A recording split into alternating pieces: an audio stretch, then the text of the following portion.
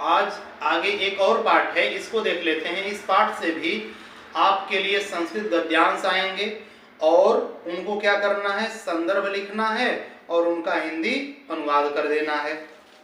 चलिए, ये जो पाठ है इसका नाम है संस्कृत भाषायाः महत्वम, संस्कृत भाषा का महत्व। धन्योऽयं भारत देशः यत्र समुल्लसति जनमानस पावनी भव्य भावोद्भाविनी शब्द संदोह प्रसविनी सुर भारती। देखिए, धन्योऽयं भारत देश, धन्य है यह भारत देश, यत्र समुल्लसति, जहां पर रहती है, जहां पर चलती है, जहां पर बोली जाती है। कौन? जनमानस पावनी, लोगों के मनों को पवित्र करने वाली। भव्य भावोद्भाविनी, लोगों के अंदर भव्य भाव, सुंदर भावों को उत्पन्न करने वाली। शब्द संदोह प्रसविनी, सुंदर सुंदर शब्दों को जन्म देने वाली। सुर भारती, अर्थात देवताओं की भाषा रहती है, वह भारत देश धन्य है। धन्य है वह भारत देश जहां पर लोगों के मनों को पवित्र करने वाली, लोगों के अंदर सुंदर स्वभाव, सुंदर भावों को जन्म देने वाली और सुंदर सुंदर शब्दों को जन्म देने वाली संस्कृत भाषा बोली जाती है।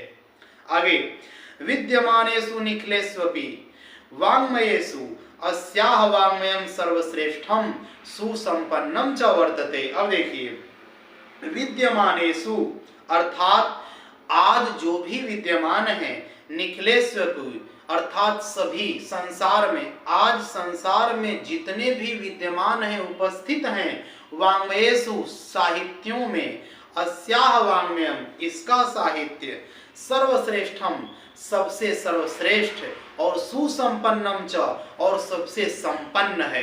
अर्थात इसके पास बहुत से शब्द, बहुत से व्याकरण की चीजें, और ये सब किसके पास है? संस्कृत के पास। संस्कृत दुनिया में सबसे संपन्न भाषा मानी जाती है क्योंकि सबसे अधिक अक्षर इसमें होते हैं। एक एक शब्द के कई कई पर्यायवाची हैं, एक एक शब्द के स्थान पर आप दूसरा शब्द प्रयोग कर सकते हैं। ऐसी है यह संस्कृत भाषा। तो इसका अर्थ हुआ कि आज संसार में विद्यमान सभी साहित्यों में इस संस्कृत भाषा का साहित्य सबसे सर्वश्रेष्ठ और सबसे संपन्न है। इयमेव भाषा, यही भाषा, संस्कृत नामनापि, संस्कृत के नाम से, लोके प्रथिता अस्ति, संसार में प्रसिद्ध है। यह भाषा आज संसार में संस्कृत के नाम से जानी जाती है।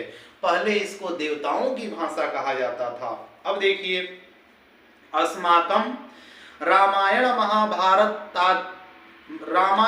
रामायण महाभारत आदि ऐतिहासिक ग्रंथा, महाभारत आदि ऐतिहासिक ग्रंथ, चत्वारो वेदाः चारों वेद, सर्वा उपनिषदः सभी उपनिषदें, अष्टादश पुराणानि 18 पुराण, अन्यानि च महाकाव्य और भी बहुत से महाकाव्य, नाट्यादीनि नाटक, अस्यामेव भाषायाम इसी भाषा में लिखितानि सन्ति लिखे हुए हैं। अर्थात हमारे रामायण महाभारत आदि ऐतिहासिक ग्रंथ, चारों वेद, सर्वा उपनिषदः, अष्टादश पुराणानि, अन्यानि च महाकाव्य नाट्यादीनि अर्थात 18 पुराण और अन्य भी महाकाव्य और नाटक, अस्यामेव भाषायाम इसी भाषा में लिखितानि सन्ति लिखे हुए हैं। इयमेव भाषा, यही भाषा, सर्वासाम आर्य भाषाणाम सभी आर्य भाषाओं की, जननीति मन्यते जननी मानी जाती है। भाषा तत्विद भी, भाषा तत्व विज्ञानियों के अनुसार, अर्थात जो भाषा तत्व को जानने वाले लोग हैं, भाषाविद हैं, भाषा वैज्ञानिक हैं, वो ये मानते हैं कि सभी आर्य भाषाओं की जननी कौन भाषा है? संस्कृत भाषा। संस्कृतस्य गौरवम बहुविधज्ञानाश्रयत्वं व्यापकत्वं च न कस्यापि दृष्टेर विषयः। संस्कृत का जो गौरव है, बहुविधज्ञानाश्रयत्वं बहुत प्रकार से सुना जाने वाला, व्यापकत्वं और व्यापक है, च न कस्यापि दृष्टेर विषयः इसके बारे में कौन नहीं जानता है। संस्कृतस्य गौरवमेव, संस्कृत के गौरव को ही, दृष्टिपथमानीय दृष्टि में रखकर, सम्यक उक्तम ठीक ही कहा है, आचार्य प्रवरेण दंडिना, आचार्य प्रवर दंडी ने ठीक कहा है। क्या कहा है? कि संस्कृतम नाम दैवी वागन व्याख्याता महर्षि भी, अर्थात संस्कृतम नाम दैवी वाक, संस्कृत देवताओं की वाणी है, व्याख्याता महर्षि भी, ऐसा महर्षि व्याख्या करते हैं। आचार्य दंडी कहते हैं कि संस्कृत देवताओं की भाषा है, ऐसा ऋषि मुनि लोग मानते हैं।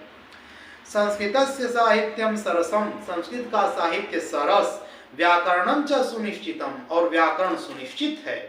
व्याकरण सुनिश्चित, आज से लाखों साल पहले संस्कृत में जो शब्द जैसे बोले जाते थे आज भी वैसे ही बोले जाते हैं, इसलिए इसका व्याकरण निश्चित है, ये बदलने वाला नहीं है।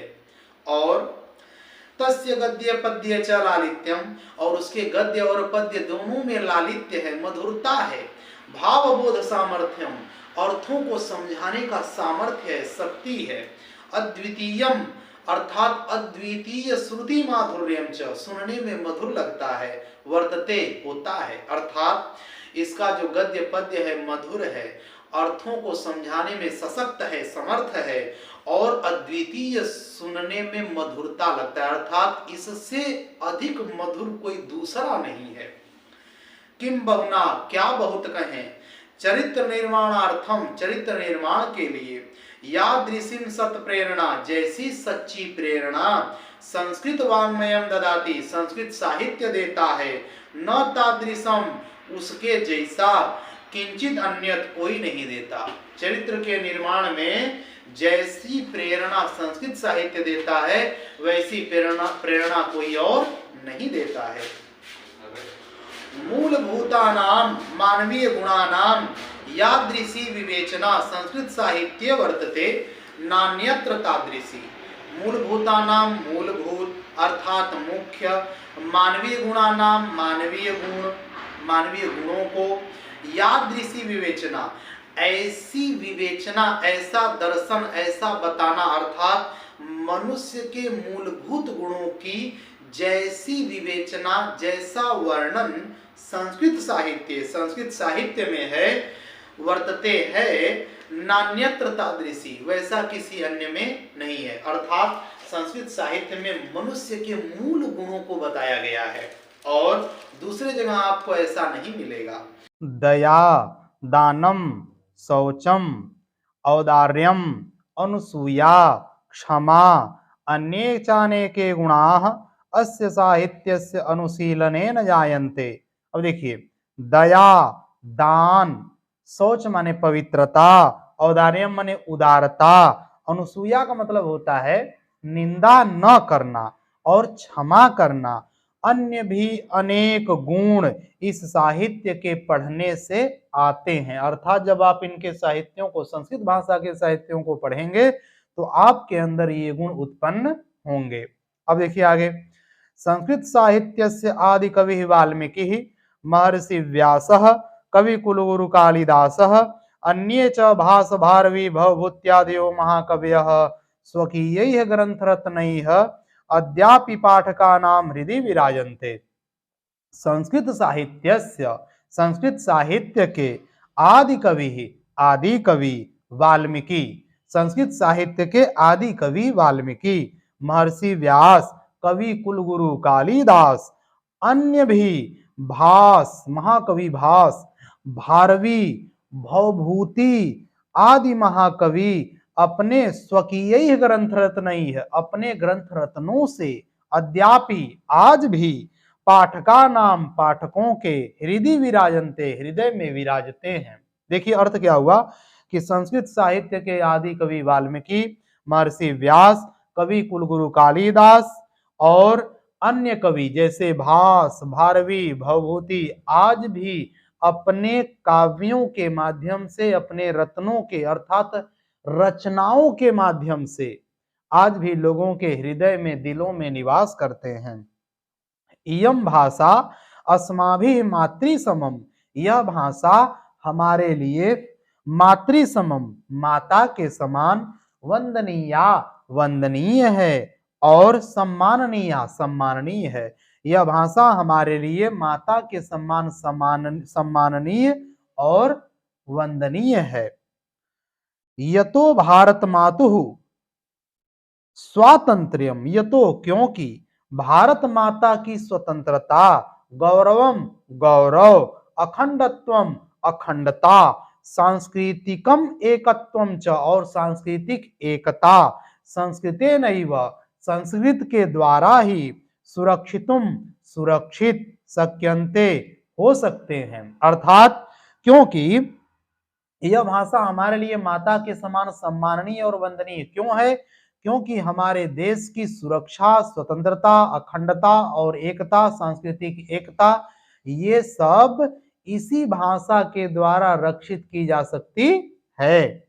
और आगे, इयम संस्कृत भाषा, यह संस्कृत भाषा सर्वासु भाषासु सभी भाषाओं में प्राचीनतमा, प्राचीन है, पुरानी है, श्रेष्ठाचा अस्ति और श्रेष्ठ है। ततः सुष्ठुक्तम अर्थात ठीक ही कहा गया है कि भाषासु मुख्या मधुरा दिव्या गिरवाण भारती, सभी भाषाओं में सबसे मुख्य, मधुर और दिव्य भाषा यह संस्कृत भाषा है। अब देखिए, इस प्रकार आपका ये जो दूसरा पार्ट था संस्कृत भाषा या महत्वम, ये पूरी तरह से समाप्त हो गया। अगर आप इसको ध्यान से सुनते हैं, एक बार पढ़ लेते हैं, तो परीक्षा में आता है तो आप इसका आसानी पूर्वक, सरलता पूर्वक इसका अर्थ निकाल सकते हैं।